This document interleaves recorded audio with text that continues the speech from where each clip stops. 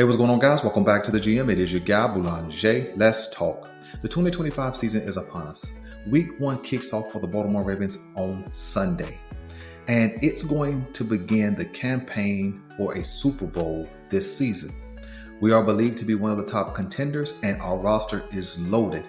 And with all of that hype, I think it's going to be the hidden gems on this roster that really will be the catalyst for a Baltimore Ravens Super Bowl.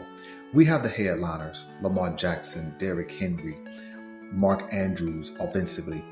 Defensively, Kyle Hamilton, Marlon Humphrey, Jair Alexander, and even Roquan Smith, to kind of mention some more notable names.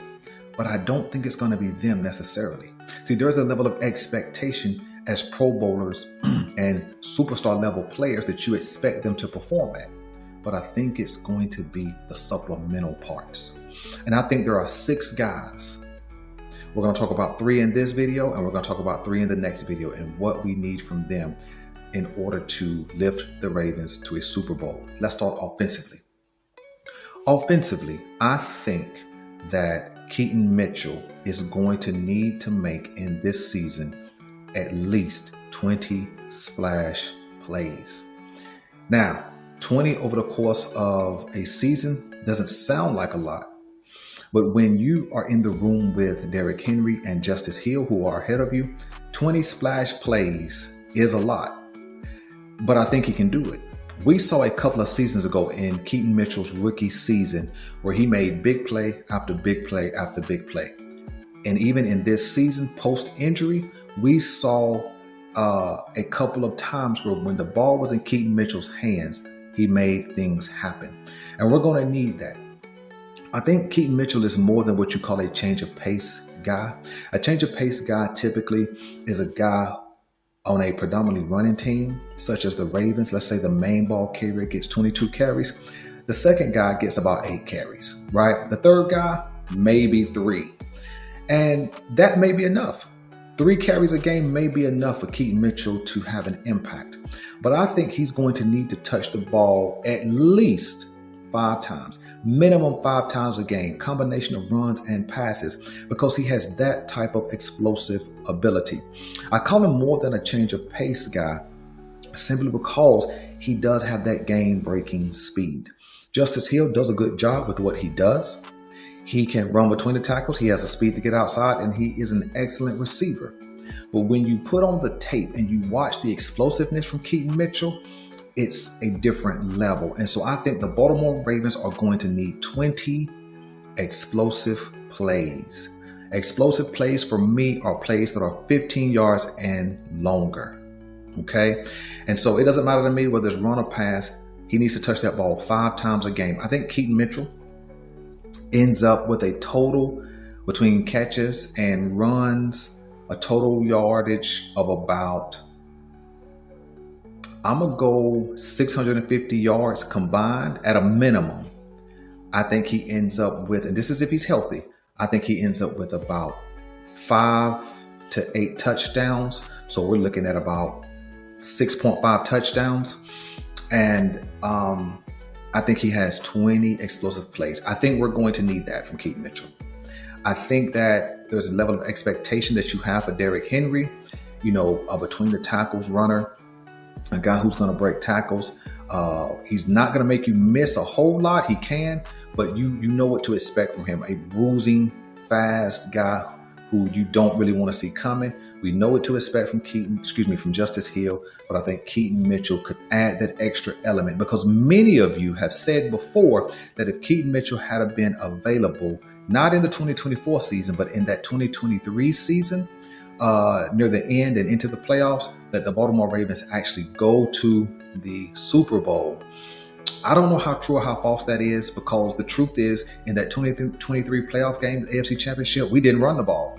So I'm not sure if Keaton Mitchell would have made that big of a difference, but he absolutely has the ability to make a difference this season. So I think he's going to need those kind of metrics: 650 total yards, about 6 touchdowns, and 20 explosive plays. So that way, when he gets on the field, teams get a little frightened. He begins to attract the attention. So even if he's used in a decoy, context, a fake handoff or a fake screen pass, he still has the ability to draw the defense. So Keaton Mitchell is number one. Number two, and not really in an order of priority, this is just the second guy in order that I'm talking about. I think the guy is going to be LeJohntay Wester. The Baltimore Ravens have not had this level of talent at punt return and possibly kick return since Jones, probably. We've had some guys to do some things, but when you see Wester's vision, when you see his speed, which is he's not a 4.2 or even a low 4.3 guy. He's probably more like a 4.4 guy for sure. That which is still getting it done, still fast. But I know 4.4 speed because I had 4.4 speed. And it's fast, but it's not that 4.3, 4.2 kind of level, right? And so what I'm saying is more than his speed is his quickness and his field vision. And we saw that on full display, which got us all hype in the preseason.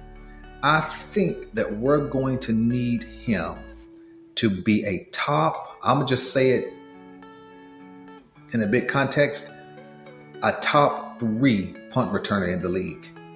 I think we're going to need at least 2 punt returns this season, and then at least another 4 or 5 over 30 yards. Because that will make a team start doing directional kicking, which will end up kicking the ball out of bounds and better in the field position.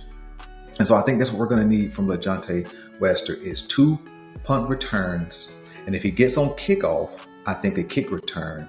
So it'll be 3 returns for touchdowns total and at least 5 returns this year of 30 yards or more. I think that's what we need LeJohntay Wester. And I wouldn't say that that's necessarily offensive, but if you're scoring touchdowns, that's kind of like offense, right? So that's what I think we need from LeJohntay Wester. And the third player offensively that I think we need some big performances from, some game-breaking type performances from, is going to be Devontae Walker. Devontae Walker is a wide receiver I've been bigging up all off season. I've been talking about him basically since DeAndre Hopkins walked into the building. And he's done nothing more than have his best training camp. Now, he's only had 2, but he's had his best training camp. He's been showing off improved route running, hands, body control, of course, the speed, and the understanding of using his body to ward off the defender, things of that nature. And I think from Devontae Walker, we need, I'm going to say 5 to 8 big time plays. I'm saying 5 to 8 plays. I know that's not a lot, but if he can make 5 to 8 catches over 20 yards this season, don't have to go for touchdowns. I think that when he gets on the field, it puts a little more fear into the heart of a defender because he does have low 4.3 speed. I think he was a 4.34 in the 40.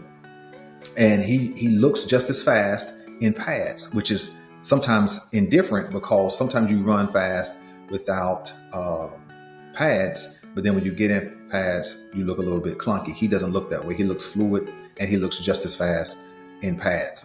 And so I think that if he can give us, I'm going to go higher than that. If he can give us 8 to 10 plays of 20 yards or more this season, doesn't matter to me whether it's an end around, whether it's a wide receiver screen, or whether he's going deep, which is probably his best skill set right now. We need about 20 plays this season that's going long. Because I think what that does offensively is when he's on the field, it makes another team take note. He's going to attract attention based on his skill set, based on his speed. We saw a couple of times in the preseason where a team would play 8 to 10 yards off of him because of the speed threat. That opens him up for slants, right? If a guy's playing 8 yards off, a 10-yard slant is always wide open. And with his speed, he catches a slant, he can take it to the house. So that's what I believe we need. See, those are players, those 3 players, Devontae Walker, LeJohntay Wester, and Keaton Mitchell. Those are players who have names on this Baltimore Ravens roster. Those are guys we talk about with potential on this roster, but these are guys that we don't expect a lot from necessarily, only because we do have big names ahead of them, right? Running back Derrick Henry is well ahead of Keaton Mitchell. Wide receivers Zay and Bate and D-Hop are well ahead of Devontae Walker. And when you look at the punt return, it's only LaJohntay Wester, but at the wide receiver position, he's probably in that 6th spot. These 3 players are 3 that we're going to need big time playmaking from to lift the Baltimore Ravens into AFC supremacy and Super Bowl competition. So listen, you guys let me know 3 players that you guys think we need big playmaking from. And until next time, I'm out.